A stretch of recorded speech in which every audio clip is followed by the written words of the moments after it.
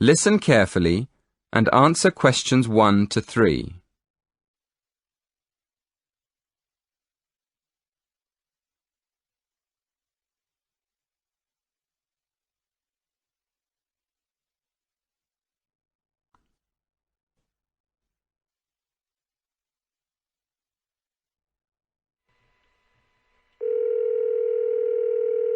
Hello, Travelwide, can I help you?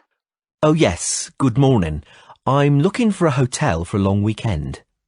Okay, first of all, where would you like to stay? I mean, are you looking for a peaceful weekend in the country, a busy city break, or a relaxing time at the beach? Well, I certainly want a quiet weekend. I work very hard, so I'd like to relax for a few days. Right, so it would be country or beach. Which would you prefer?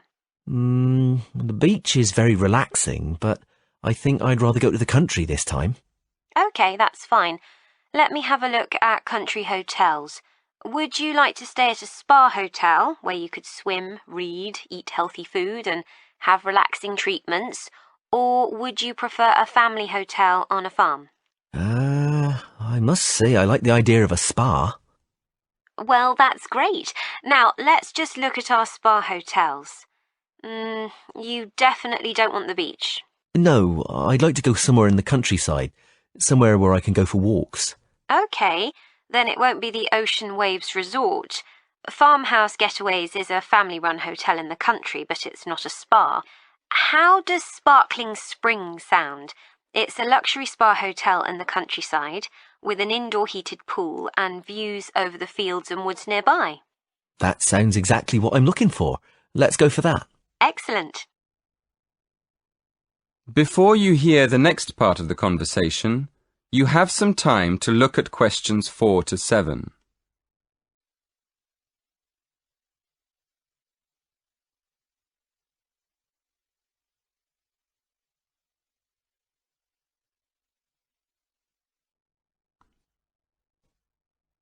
Now, if I can take some details, I can make the booking for you. Could I have your full name, please? Yep. My name's William French. William French. And your address? Number 4, The Willows, Stanmarch, Norfolk, NE1 4SP. The Willows. Sorry, how do you spell that? WILLOWS. The Willows. Thank you. And can I have a contact number for you? Yes, my mobile's probably the best one. It's 07632 112254. 07632 112250. No, it's 07632 112254. Sorry, 54. And when would you like to go? On the weekend of the 15th of June. Fine. Checking in on the 15th of June. And when would you like to check out? I'd like to stay until the night of Monday the 18th of June, so I'd be leaving on Tuesday the 19th. Right. Check out on Tuesday the 19th of June. And how will you be paying? By credit card. How much will it be? Let me see. 4 nights at £90 per night is £360. Is that okay? It includes breakfast and dinner and a treatment a day. Yes, that sounds fine. I'm looking forward to it. Before you hear the rest of the conversation, you have some time to look at questions 8 to 10.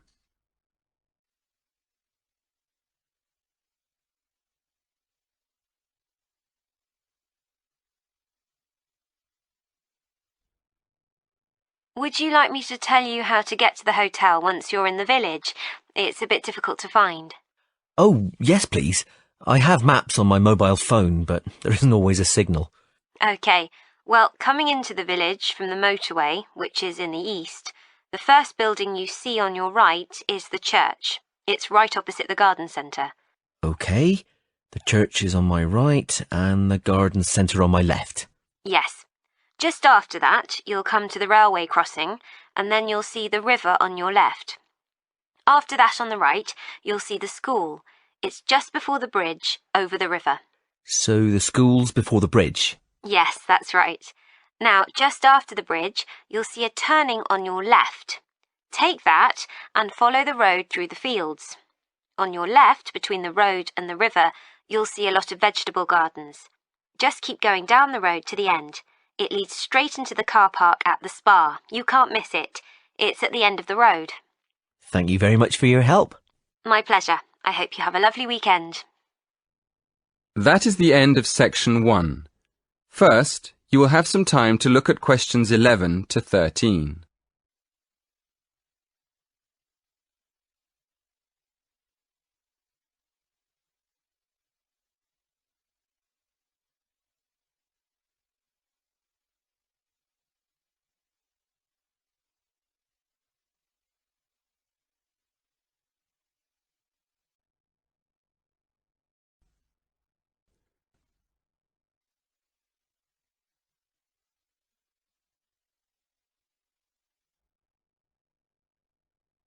Good morning. Welcome to the Science Museum. There's so much to do here. You could spend all day going from one exhibition to another. But if your time is limited, I'd suggest choosing maybe just one main exhibition. At the moment, I suggest that you don't miss our new exhibition of everyday inventions. It's amazing to see how objects we use in our daily lives, like paper clips, tea bags and light bulbs, were invented in the first place, and how they've developed over the years into such an essential part of our lives that we hardly ever notice them. You shouldn't miss it. The other thing I'd suggest if you don't have much time is a guided tour of the free exhibitions. These tours usually start on the hour, at 1 o'clock, 2 o'clock and so on. They're quite short, only half an hour, so you could do a couple of tours in an afternoon if you wanted to. If you'd like to go on a tour, you should go to the entrance of the exhibition on the ground floor and wait for the guide there. Before you hear the next part of the talk, you have some time to look at questions 14 to 17.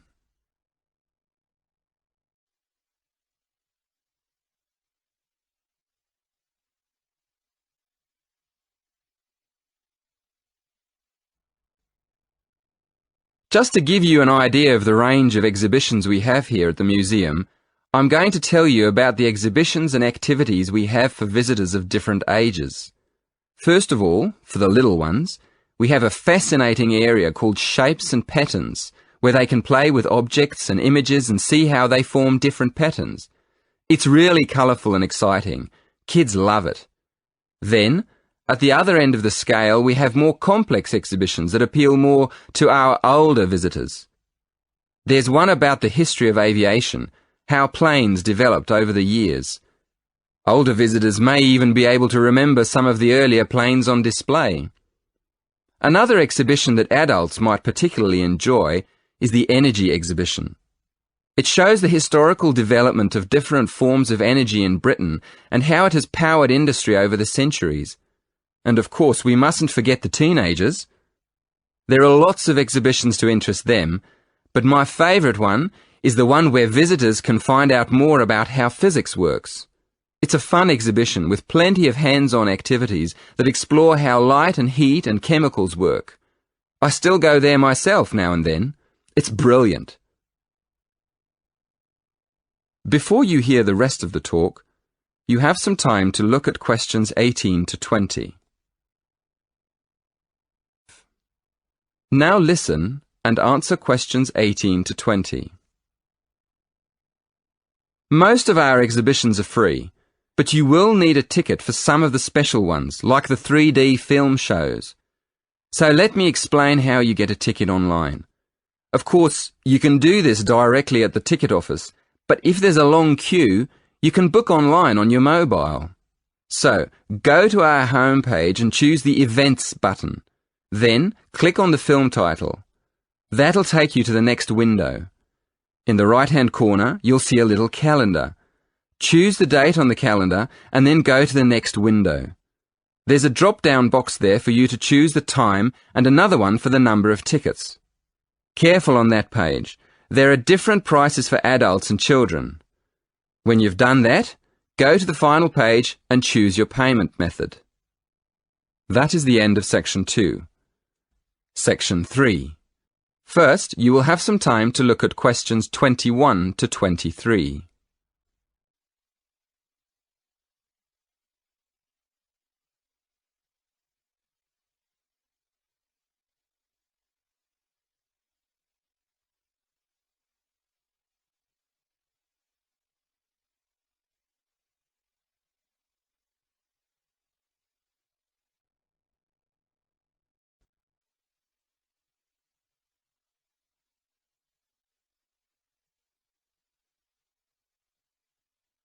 So, what's the survey about, Tom? It's about where students want to live and how they choose. Basically, their accommodation preferences. We've actually tried it out with a few students already. Okay, that sounds fine. So, to start with, how many questions have you got? 20? Is that too many? Yes, it is, really. People get fed up answering lots of questions and they stop thinking about their answers. Right, so we need to think about that again. What do you think of the first 3 questions? You want to know what affects students' choice of accommodation when they go to university? Yes, we want to find out which has the most effect. The cost, the number of rooms in the house or flat, or the distance from campus. And then we asked another question. Oh, yes? What else did you want to find out? Well, we wondered whether public transport was important. You know, not many students have cars, so it might be quite important for them to be near somewhere where they could catch a bus or train. Yeah, that's a good question. Before you hear the next part of the conversation, you have some time to look at questions 24 to 26.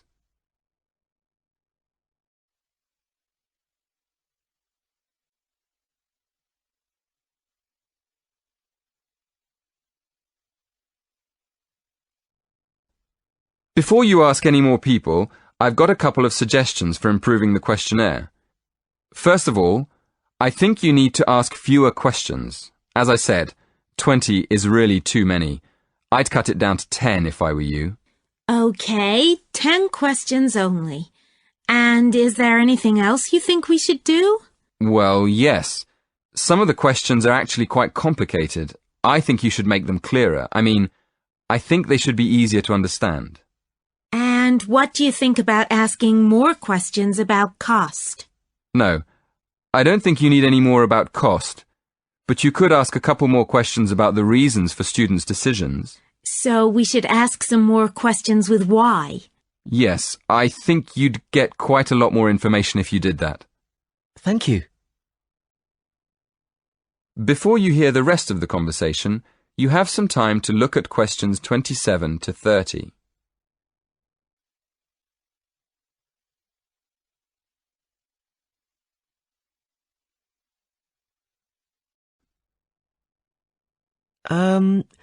We've already got some results from our first questionnaire. Do you think we could use them? I don't see why not. What have you found out so far? Well, the number of rooms was only important for 16% of the people we asked. It looks like a lot of students are quite happy to share a room, and even fewer people were concerned about being near a bus stop. Only 10%, in fact. I'm surprised about that. But what about the distance from the university? Well, that was quite important. Around 20% of the students we asked wanted to be close to campus. That makes sense. And what about the cost? Yeah, as we expected. The cost was by far the most important factor. More than half the students were concerned with the cost. 54% to be exact. Only 54%? I thought it would be closer to 80%. That is the end of Section 3. Section 4. First, you will have some time to look at questions 31 to 34.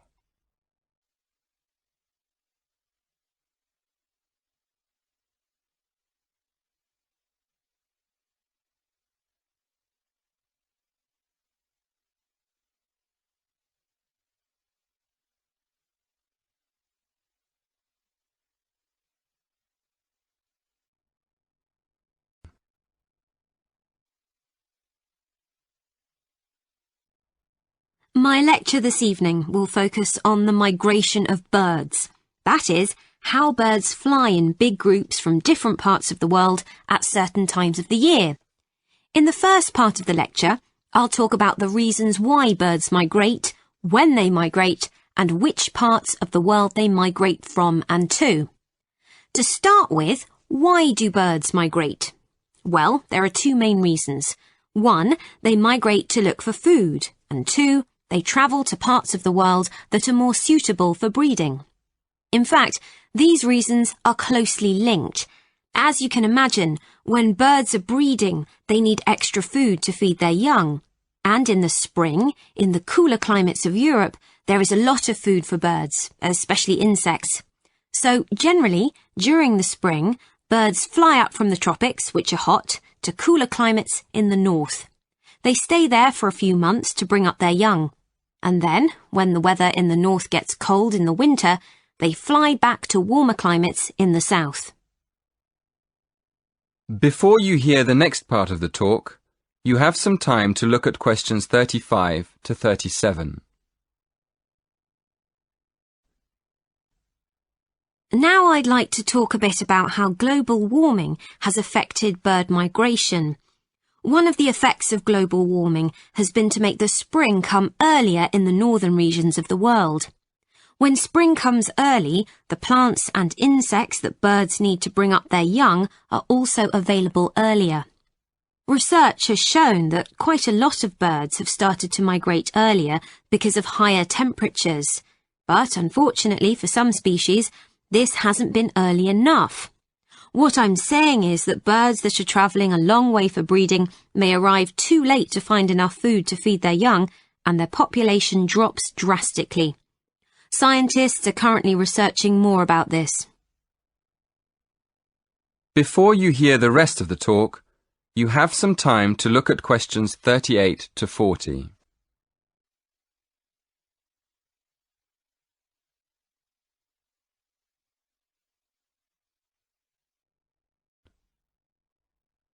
Now, I thought I'd finish by just briefly describing a few different patterns of migration.